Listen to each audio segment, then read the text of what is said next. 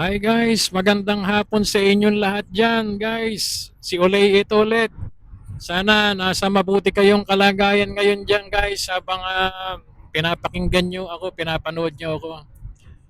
Guys, pag-usapan lang natin dito guys yung um, maganda nga ba manirahan dito sa Canada o hindi. Yun ang pag-usapan natin ngayon. Kasi marami akong napapanood sa social media, sa Facebook o sa YouTube, guys, na nahihirapan daw sila dito. Nahihirapan silang mamuhay, nahihirapan silang kumuha ng bahay, nahihirapan silang kumuha ng sasakyan, nahihirapan silang makakup sa kita nila, hindi raw sapat, baon na raw sila sa utang. Yan ang pag-uusapan natin guys at pati siguro yung weather na rin guys. Medyo maraming nagrereklamo dito sa weather. So, para sa akin guys, unang-una, wala namang wala namang para sa akin wala namang formula, isang formula. Wala.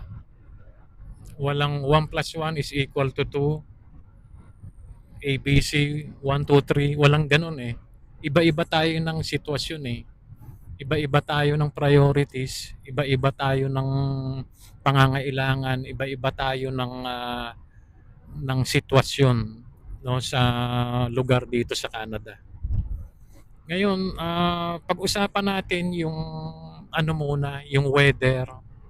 Kasi marami akong napapanood sa social media, nagrereklamo sila sa weather, sobrang lamig daw. Nag-i-snow, ganon. Oo, sobrang lamig talaga dito, guys. Hindi naman sa ano, lalo na pag winter season, siguro umaabot ng minus 40, 50 pa.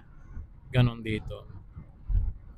Pero para sa akin, guys, kasi nung nag-apply ako dito, alam ko naman eh, bago ako pumunta rito, nag-research muna ako. Nag-research ako kung ano yung pupuntahan kong lugar, kung malamig ba, kung taon-taon bang nag-i-snow. So, bago ako pumunta dito, bago kami pumunta, nag-search kami na alam naman namin na malamig. Sinabi rin sa amin ng kamag-anak namin, ng pinsan namin na tumulong sa amin dito, na malamig talaga. Malamig. So, yun, handa kami doon. Sabi ko sa pinsan ko, hindi, kaya naman po namin kasi galing na kami sa UK. Bago kasi kami napunta rito sa Canada, guys, nanggaling kami sa UK na. So, na-use na rin kami doon sa weather no na malamig. So, ewan ko ba kung bakit yun sa ibang kababayan natin na nagrereklamo sila na malamig daw, na hindi nila kaya yung lamig, ganun. So, totoo naman yun. Kaso, ako, siguro maniniwala pa ako kung sakaling, guys, kung kunwari, dito ka pinanganak eh, no choice ka, di ba, na andito na yung mga magulang mo, yun, pwede kang magreklamo na lamig dito, Pero yung mga mga ibang kababayan natin katulad namin na matatanda na kaming pumunta rito, no, alam naman namin na malamig talaga. Taon-taon nag-i-snow, nagne-negative 40. So, may choice kami. Ngayon, kung ayaw namin, so hindi na namin itinuloy yung pag-a-apply namin dito, di ba? So, yun yung sa akin lang na alam nyo naman na malamig na rito eh, na bakit pa kayo tumuloy, di ba? Tapos rereklamo kayo na sobrang lamig, gano'n. So, para sa akin, kumbaga sa hindi naman tayo pinilit ng Canada rito eh, 'di ba? Nag-apply tayo dito. Pumunta tayo rito, nag-apply tayo. Hindi naman tayo pinilit, hinikayat na, "Punta kayo rito," ano, nag-apply tayo rito, nag-research tayo, sinabihan din naman tayo, may mga pre-orientation din sila, 'di ba? Na gano'n. So, alam natin na malamig. So, doon pa lang siguro 'yun, may choice tayo ron, guys, na na hindi tayo pumunta dito sa Canada, sa ibang lugar tayo kung gusto natin na hindi gaanong malamig. Pero pini nag-apply pa rin tayo na pumunta pa rin tayo rito. So yun yung pino-point ko na alam nyo naman na palang malamig, bakit pa kayo pumunta, di ba? So yung sa akin, guys, yung sinasabi nila na nahirapan silang kumuha ng bahay, sasakyan, halos lahat naman tayo naranasan natin yan eh. Kahit kami naranasan din namin yan, guys, dito. Sa umpisa, 10 taon na kami dito, guys. So, yung siguro mga first 3 years o the most 5 years, talagang ka pa, mag-a-adjust ka pa. Period of adjustment lang yun. Pero kung nakapamo na yung Canada, maano na sa'yo eh. Kasi unang-una, that time, kung naka 5 years ka na, marami nang mag-a-advise sa'yo, marami ka nang nakilala na mas ahead sa'yo na, oh, ito, ganito gawin mo, para hindi ka mahirapan. So, may mag-a-adjust na sa'yo. So, yun, ano lang kayo, tiis lang first five years. So, hanapin nyo doon sa within 5 years na yun, hanapin nyo doon kung saan kayo ah, pwedeng hindi mahirapan. 'Di ba? Itanungin natin yung sarili natin, bakit nahihirapan kami? Ano bang dapat gawin? Kunwari, yung sahod hindi sapat. So, ang gawin natin, paano ba to hindi sapat yung sahod? Kung kinakailangan natin mag-upgrade, mag-aral para tumaas yung natin, mag-upgrade tayo ng work natin. Kasi pag nag-upgrade tayo ng work natin, mag-upgrade din yung salary natin, di ba? Or magdagdag tayo ng natin ng work, double job tayo. Yung isa full-time, isa part-time, ganun. So, hahanapin natin yun, kakapain natin yun kung saan tayo nahihirapan para baguhin natin. Kasi ang nangyayari dun sa iba, guys, hindi na eh. Ang nangyayari na lang, parang puro na lang sila reklamo. Hindi naman sila gumagawa ng paraan para ma-upgrade sila, mabago yung situation nila, di ba? Ngayon, siyempre, kailangan mo rin na mag-take ng risk eh, bago ka, kung gusto mo ng pagbabago. Di ba? Hindi naman yung naandun ka pa rin sa trabaho mo, alam mo nang hindi sapat, wala kang ginagawang paraan, tapos reklamo ka na ng reklamo na gano'n, wala talagang mangyayari. So, gawa natin ang paraan, guys, kung papaano yung na ano yung solusyon doon sa problema natin when it comes to doon sa kulang yung natin, yung kinikita natin. So, yun yung isa, guys, sa pag ah yun yung isa sa pag natin na para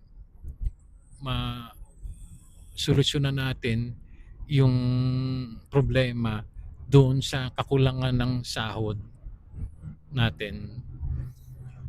So, nahihirapan tayong kumuha ng bahay. So, pag hindi pa talaga dapat, kung hindi pa naman panahon, guys, huwag natin pilitin. So, ganyan kami noon eh. Gusto na namin magkabahay pero talagang hindi pa naman sapat. So, darating at darating 'yan kasi kailangan mo rin mag-build ng credit score mo. Kailangan mo rin na mag-ano ng credit history mo na good payer ka bago ka isa sa requirements 'yan, eh, bago ka pahiramin ng bangko o ano. So, at the same time habang bini-build mo 'yun, mag-iipon ka na rin. Hindi madali, guys, pero kaya naman gawin. Like I said, hindi tayo pare-parehas ng, situation, eh. Kasi meron dito sabi nga nila yung iba rito matatagal na, pero parang nahihirapan pa rin.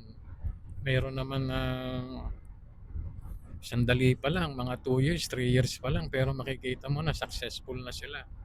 So, hindi hindi yung needs natin hindi pare-parehas, guys, eh. Hindi hindi natin masasabi na sa mga kababayan natin na huwag kayong pumunta rito, mahirap dito. Hindi naman lahat gano'n, guys, na hindi lahat ng gano'n na situation natin is mangyayari rin sa kanila.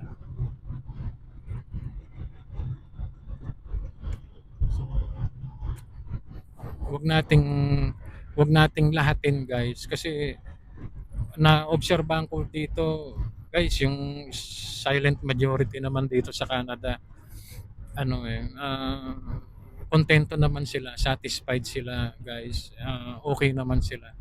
Nahihirapan sila pero hindi naman 'yun talagang sasabihin mong dapang-dapa na baon sa utang, na talagang na-bankrupt, gano'n, hindi naman. Nasu-sustain naman nila yung lifestyle nila, yung buhay nila. At the same time, nakakaipon pa sila. 'Yun ang naobserbahan ko rito. Yung mga nagsasalita sa social media, sa Facebook, guys, o sa YouTube, ilan-ilan lang naman 'yun, guys, eh, kung titingnan mo. At saka yung iba do'n, guys, ano lang 'yun, eh, parang ano lang nila 'yun, eh, parang magka-topic lang. Meron akong kakilala, guys, na kaibigan na nagaganyan din, na sabi niya na ang hirap dito ano, pero siya naman kontento naman siya, wala namang hindi naman siya problemado sa buhay niya. Parang magka-content lang ba, magka ano lang sa ano, magka-views lang sa Facebook o sa YouTube, gagawin nila yung para magkaroon lang ng topic, interesting topic. Which is unfair naman dun sa mga gustong pumunta rito, parang nadi-discourage na, guys, 'di ba? Kasi ano, eh, wag natin ano, sabihin lang natin mahirap, pero wag na natin to the extent na sasabihin na, naku, wag na kayong punta rito, hindi sulit dito, ano. Kasi yung gaya nga ng sabi ko, hindi naman lahat ng ng mga situation pare-parehas. Kung nangyari sa inyo yung ganyan, na nabaon kayo sa utang, hindi naman mangyayari dun sa iba yon. Siguro na ano lang kayo, eh, na mismanage lang, na miscalculate lang kayo. Kasi dito, guys, pag wala kang control dito, talagang maano ka, eh. Yung mapapabili ka ng mapapabili kasi open dito, eh, lalo na pag maganda yung credit score mo, o-offeran ka ng bangko na, oh, mag-ano ka, mag-loan ka, kumuha ka ng bahay, kumuha ka ng sasakyan, o-offeran ka. Ikaw naman, siyempre, ma-attempt ka, eh, lalo na pag andun na yung sa sasakyan mo, pag nandun ka na sa dealership, para hindi ka na makawala, eh. Parang gusto mo, guys, na paglabas mo dala mo na yung sasakyan, eh. Parang gano'n. Kasi minsan ano, eh, hindi natin makontrol, eh. Kaya isa pa 'yun na dapat control tayo dun sa binibili natin. Kung alam natin yung sahod lang natin is ganito, so i-budget muna natin 'yun. Mag Kung gusto natin magkasasakyan, pwede naman, guys. Marami naman dito na kondisyon pa na second hand, magaganda pa. Marami akong nakikita rito na mga yung owner na naalagaan nila yung sasakyan nila, binebenta lang kasi nag-upgrade sila. Maraming ganun. Pag makatsyempo lang kayo ng ganun, guys, ano na, jackpot kayo doon sa yung ganun situation. So, yun, guys, yun lang yung ano ko, Yun lang yung pino-point ko guys, na hindi lahat, hindi, wag lahat kasi ako galing naman ako ng ano eh, nanggaling ako ng Taiwan, nanggaling ako ng UK din, guys. Ganun din naman sa UK eh. Ganun din sa UK, bago ka kumuha ng ano, bahay, mangungutang ka rin eh. Parang ganun din dito. Mas mahirap pa nga ron. Sasakyan, mangungutang ka rin eh kung gusto mo ng brand new. So, wala naman pagkakaiba guys eh na ano, walang pagkakaiba sa tingin ko kasi nanirahan din ako ron. Walang pagkakaiba na yung living sa UK pati rito sa Canada. Kaya nga nagtataka ako yung mga taga UK, yung mga kaibigan natin sa UK, tahimik lang sila eh. Hindi sila yung gumagawa ng content na hindi sila yung gumagawa ng content na dito. Ang hirap dito sa UK, parang bihira. Meron siguro pero mangilan-ngilan. Parang bihira ako makakita nung makapanood ng ganun guys. Puro sa Canada, ganun yung ano. Ewan ko, wag nating ano guys, wag nating sisihin yung Canada. Dapat nga magpasalamat pa tayo eh, 'di ba? Dahil maraming gustong pumunta rito. Ano eh, hindi naman sila pinapalad o minsan kulang sila sa budget para pumunta rito. Tayo na andito eh, blessed na tayo eh. Magpasalamat sana tayo doon na nandito na tayo sa Canada. Siguro sa halip na ang sisihin natin yung sarili natin, wag yung Canada. Kasi lahat naman ng opportunity na andito guys eh. Pipick upin na lang natin, pipiliin na lang natin. 'Di ba? Kung gusto mong mag-upgrade, meron naman silang student loan, pwede, walang interest yun, no? Ano pa, tutulungan ka nila mag-aral, mag-upgrade ka kung ano yung gusto mong course. Kunwari, nurse ang ano mo sa atin, tutulungan ka nila na mag-process, walang ano yun, libre, free yun. Guys, mayroong very supportive ang government dito. Pati sa health din, guys. Sabihin lang natin yung waiting, oo, nandun tayo. Kasi, siyempre, maintindihan naman natin yun guys kasi uh, pina-priority rin naman nila yung patient eh, di ba? Siguro magtiwala tayo sa mga health professionals dito sa Canada. Siguro inaano lang nila, pina-priority lang nila yun dapat unahin. Kaya alam naman nila yun na nag-aantay tayo. Alam nila yun, nagreklamo tayo, naririnig nila yung reklamo natin. Pero yun nga, sa sobrang dami rin guys ng pasyente at ano ginagawa naman nila lahat para ma-prioritize kung sino yung dapat unahin.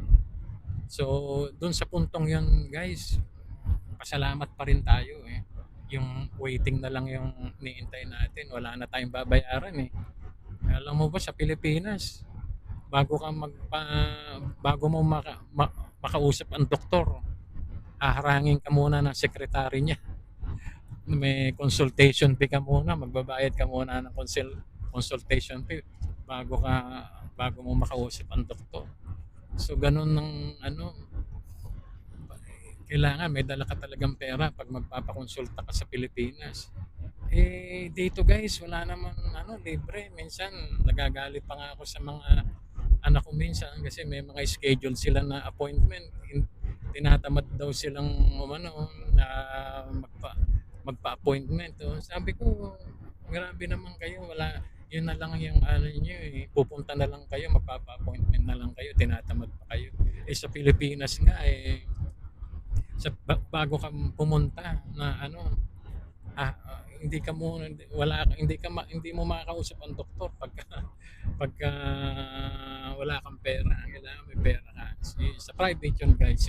Although sa ano naman, libre rin naman. May mga libre rin naman tayo sa public hospital dun sa atin. Yun lang medyo yung pag-aantay din matagal, ano, iba pa rin yung sa private sa atin eh. Diba?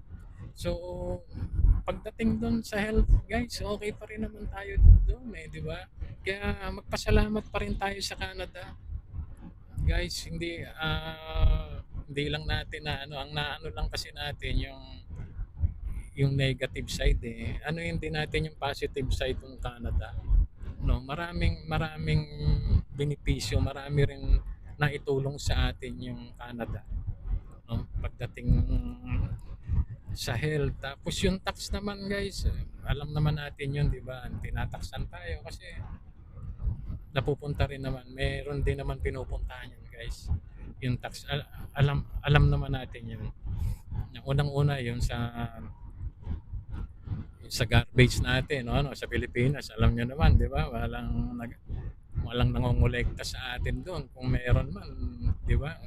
Makikita mo, tambak muna bago sila mangolekta. Dito talagang consistent sila. So, yung mga daan natin, so doon naman napupunta yan sa mga tax natin. Kaya siguro okay pa rin eh. Okay pa rin. Para sa akin, good pa rin ang Canada guys. Kaysa maninirahan tayo sa Pilipinas.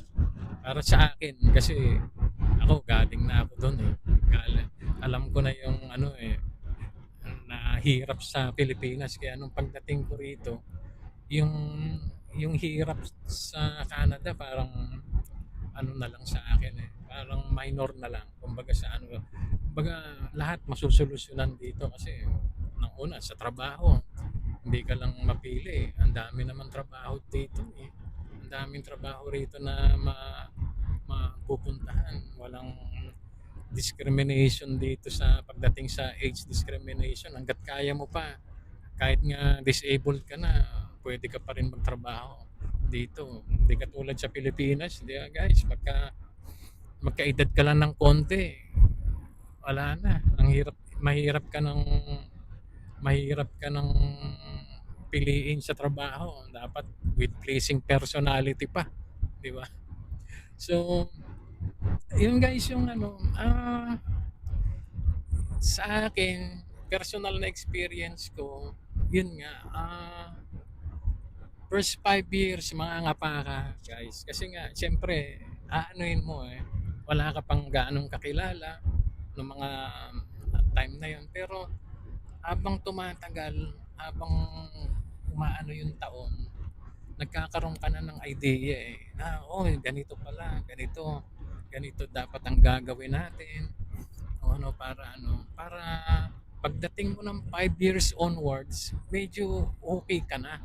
Medyo papunta ka na doon sa ang trajectory mo pataas na, hindi na pababa. Kasi ang nangyayari doon sa iba, kaya nagiging plateau sila, parang yung buhay nila after 5 years o ano, ganun pa rin.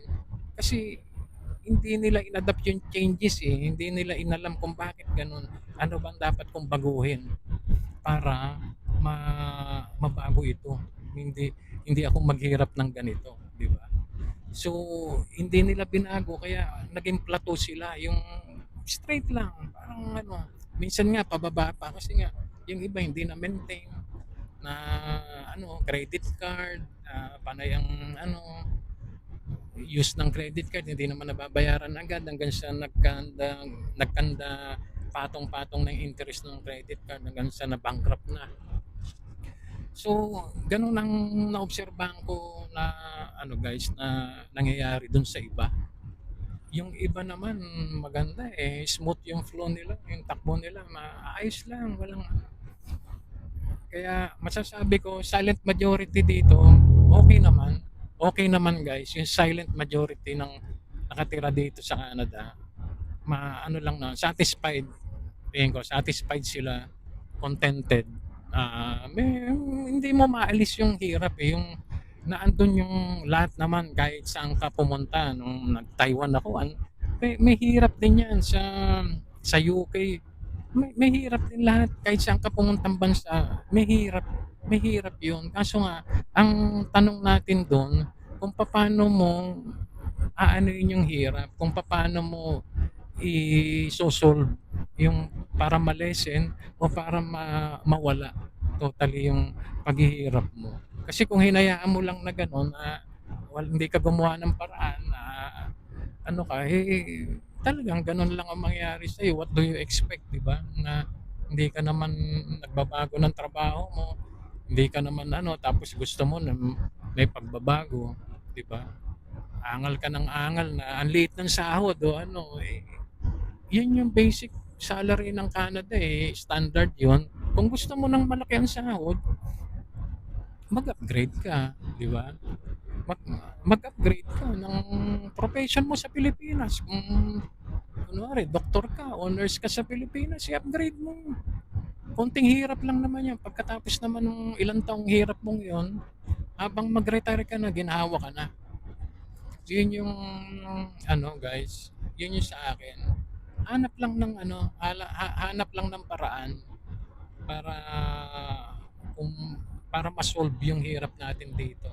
Kasi ano 'to, Canada na 'to, lahat naman dito meron, basta i-explore lang natin yung mind natin, wag tayong straightforward na gano'n lang, i-explore natin. 'Di ba maraming ano dito sa Canada, maraming opportunity, maraming option 1 hanggang option 1 to 100 nga, from A to Z, 'di ba? Yun yung option, ganun. Huwag tayo mag-stick dun sa isang option lang. Kung ano, kailangan may plan tayo, plan A, plan B, plan C, plan ano, ang dami naman dito, ang daming pwedeng gawin. Hindi ka magugutom kung hindi ka lang maarte. Hindi ka lang reklamo ng reklamo. Kasi yung iba kasi reklamo ng reklamo, kulang naman sa aksyon. Kaya yun ang naobserbahan ko, di ba? Kaya hindi sa halip na gawa ng paraan yung problema nila, ginagawa na lang nagre-reklamo. Hindi, wala naman silang ano, ginagawang solusyon. Yun yung naobserba. Ngayon, pag nahanapan mo ng solusyon yan, naku, napakadali lang. Sabihin ko sa'yo, smooth sailing lang. And of course, dasal guys. Yun ang isa sa number one, dasal. Yun yung ano ko Yun yung laging ano, pag tinatanong nila ako, ano bang ano mo, ano bang hindi ka naman magaling, di ba? Mas magaling ako sa iyo. Bakit ganyan ka? Sabi ko dasal lang. Dasal lang. Yun yung ano, kasi pagka nagdasal ka, gagabayan ka talaga niya. Hindi lagi kanyang make it sure na lahat ng mga pagsubok, lahat ng mga trial sa buhay, may solusyon agad-agad. Ganun. Basta magtiwala ka lang sa kanya. Of course, kailangan magdadasal ka at the same time, kailangan mo rin na umaksyon. Ngayon, hindi naman po dasal ka ng dasal, hindi ka naman gumagawa ng paraan, di ba? Ngayon, pag nakikita naman niya na gumagawa ka ng paraan na inaano mo talaga yung sarili mo, siya na mismo ang umaano ng opportunity na ganito. Siya na mismo ang gagawa ng way. Pag nakikita niya na talagang desidido ka, determined ka na mag-ano ka, bibigyan ka na ng opportunity, bibigyan ka na ng mga connection na tao para tutulong sa iyo papunta doon sa success mo. Ganon yung ano.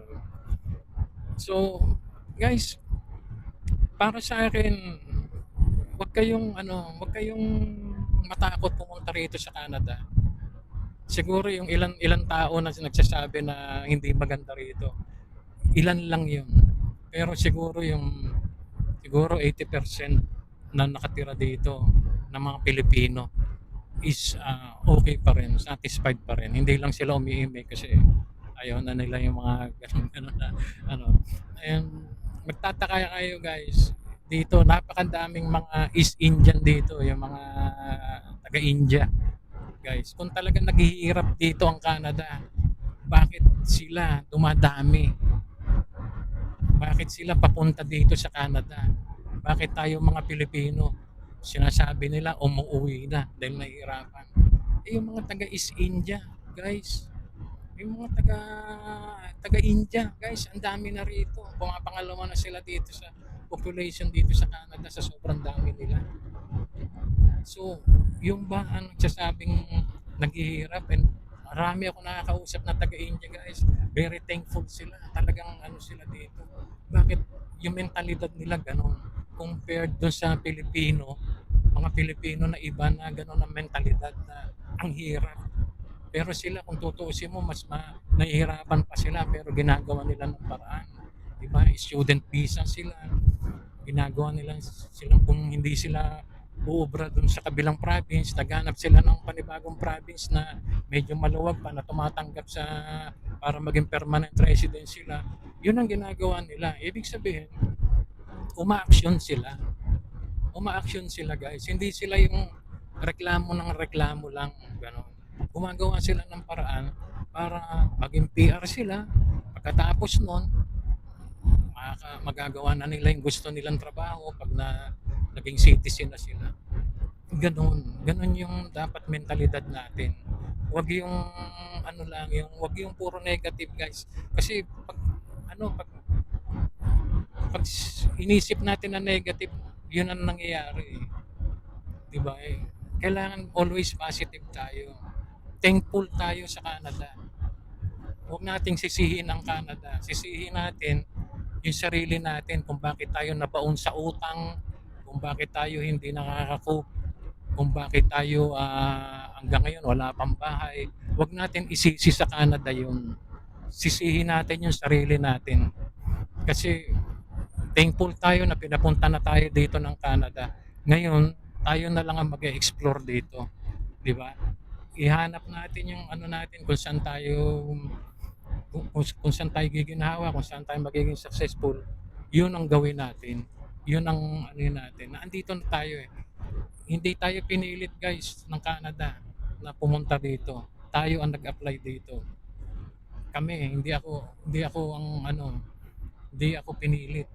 Kami ang nag-apply dito. Kaya kahit anong hirap dito, susuungin namin kasi alam namin nag-research muna kami bago kami pumunta rito. Whether yung tax malaki ang tax, yung sahod, kung ilan yung sahod, inalam namin yan guys bago kami pumunta rito. Kaya alam na namin yan, may mga plans na kami dyan.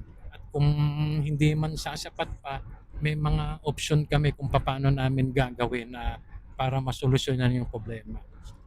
Sana ganun guys yung mentalidad natin, hindi yung susuko na agad tayo na naandito na tayo eh. Ang dami kong napapanood sa YouTube, uuwi na kasi nga nahihirapan, nabaon sa utang, uuwi na ng Pilipinas. Guys, ano ba naman yan? Hindi ba natin magawa ng paraan dito yan? Nandito na tayo. So, anong gagawin natin sa Pilipinas? Baka lalo tayong mahirapan dun. Di ba? Dito na eh. Supportive ang government dito eh. Di ba? Ano lang. Tiyaga lang. Diskarte. Lakas ng loob. Dasal. Yan lang yung ano natin guys. Na para maano rito. Wala naman walk in the park eh. Walang walk in the park kahit sa US, sa UK, sa Australia, Switzerland, lahat yan. Walang madali, mahirap yan. Nasa sayo na lang yon kung iisipin mo laging mahirap, yun. Sasabay yung katawan mo, kaya babagsak. Kaya yun lagi ang iniisip mo, mahirap. Think positive guys. Magkano ka, nahihirapan ka, anong solusyon? Solusyon, andyan. So, gawin mo yung solusyon kung ano yung pwedeng option na solusyon para mabago, hindi hindi ka mahirapan. Huwag ka mag-stick doon. Kasi pag nag-stick ka ron, wala na. Ang tendency noon, plateau ka o pabagsak ka pa. Babagsak yung ano. Kasi nga hindi ka gumagawa ng paraan. Hindi mo andun ka lang eh. 'Di ba? So guys, yun lang naman guys. Medyo kasi kita mo, andito pa rin ako sa biyahe hanggang ngayon. Medyo pauwi na ako guys kasi galing akong trabaho, galing akong north, pauwi na ako sa city. Ano to guys, 4 hour drive. So kaya medyo nag-video muna ako habang para hindi ko rin mamalayan yung oras ko. Pero malapit-lapit na ako. Guys, siguro mga na lang, mga 30 minutes na lang nasa bahay na ako. Father's Day din nga pala ngayon, guys, kaya nandun sila, may konting salo-salo kami. Mamaya pagka pagka may time ako, bibidyohan ko rin yun para maano nyo rin, makita nyo rin guys yung happenings namin doon. Sige guys, yun lang naman at think positive guys dito sa Canada. Huwag tayong maging negative guys. Nasa Canada na tayo eh. Huwag tayong balat sibuyas. Kumbaga, ano natin, kaya natin yan. Basta yung lahat ng pagsubok. Supportive naman ang government dito. Basta wag lang bibitaw. At yung mga nag-a-apply dito papunta rito, wag kayong ma-discourage guys. Hindi naman lahat pare-parehas ng kapalaran. Marami ako nakikita rito na bago lang pero successful na. Yung iba rito, ilang taon na, 20 years, 30 years na pero wala pa nangyayari kasi hindi nila binabago yung sarili nila. Gusto nila ganun lang kaya hanggang ngayon nahihirapan sila. So, hindi pare-parehas ang sitwasyon natin guys. Kung meron kayong application, i-apply nyo. Punta kayo rito. Maganda rito. Basta piliin nyo lang kung saan kayo. Piliin nyo lang kung saan kayo marami naman option dito, maraming provinces na pwede kayong mag-explore. O sige guys, dito na lang at guys, sana don't forget to like and subscribe guys para kung meron kayong tanong, comment lang kayo guys para medyo masagot ko kayo and don't forget to guys, click the notification button para ma-update kayo kung may mga bago pa akong mga video, nyo guys, masubaybayan nyo. At sana panoorin nyo din guys yung mga luma akong video, yung mga ganap dito sa Canada, yung mga sa trabaho namin, sa buhay namin. Yun na sana panoorin nyo rin kung may time kayo. Sige guys, hanggang dito na lang ako. Medyo malapit na rin ako sa bahay. Nagugutom na rin ako, tamang-tama. O sige guys, have a good day. Think positive. Peace.